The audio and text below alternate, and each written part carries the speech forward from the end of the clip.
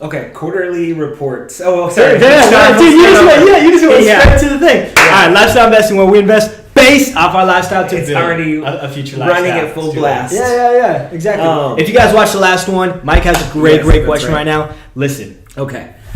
So, yeah, you talked about listening to financial reports, the quarterly reports. So I was thinking about it when Bernie told me that he's more speculation, you are more let's do the research, that's how you started.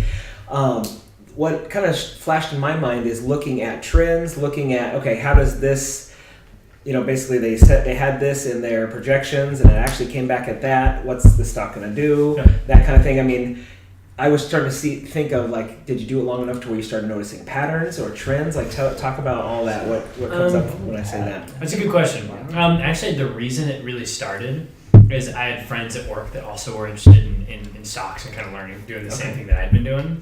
And so we started betting who could see the most gains within a certain month. So we started tracking, what are we going to do we're going to put $100 into the market, let's say. Who can make the most in this month or lose the least, whatever it is, what we did. Yeah.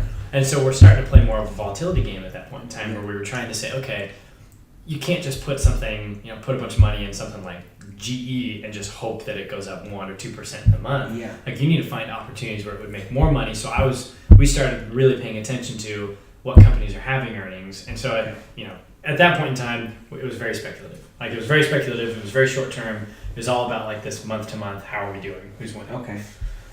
So would you, if you don't mind me asking? Yeah. So, because I do that as well. Yeah. With the time, with whatever time I have left, that's pushed away. I try to follow the quarterly earnings on some more of the financial stocks, just because I'm. Yeah. I know those a little bit more, and so would you invest?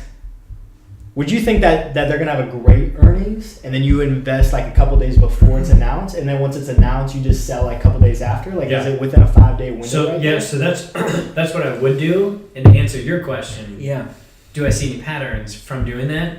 And the answer is not at all. You could have every one of these reports that say go and buy this thing, and then they happen to be right, and you bought it, and then the stock goes down. Even if their earnings are great. And that's the problem with being super speculative is that the market, at the end of the day, it is driven completely by investor speculation. Right, which it's crazy because we talked about companies. I was following one and have gained and lost investments on a 3D printing company because I was following it on this cycle between 14 and 17 because it would go up and then it would come back down, and I just had an auto buy and sell, and it was really fun.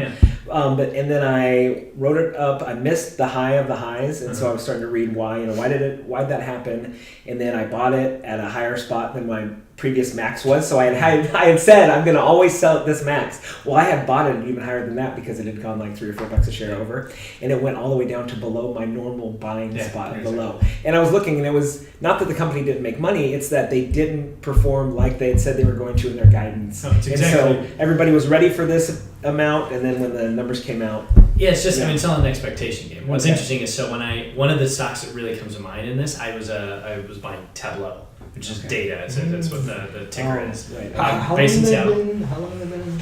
Ooh, I don't know, but I'm sure they've at least been public for 5-6 years at the very least. But I traded them on probably 5 or 6 earnings reports. Okay. And every single time it was automatic money, super easy. Buy the money or buy the stock right before earnings. They would just crush earnings calls, crush it. It would go up 20%. I'd pocket a few $100 because I wasn't playing with a lot of money at this point in time. I'd pocket a few $100, sell, be done. I was fine to go. And then the next time, 3 months do the same thing 3 months later, put a bunch of money in, take a bunch of money. So I pocketed a few $1,000 from Tableau doing this. Okay. And then, I got to an earnings report where I did the same exact thing, same exact motion, and they did beat earnings, but not by as much as usual.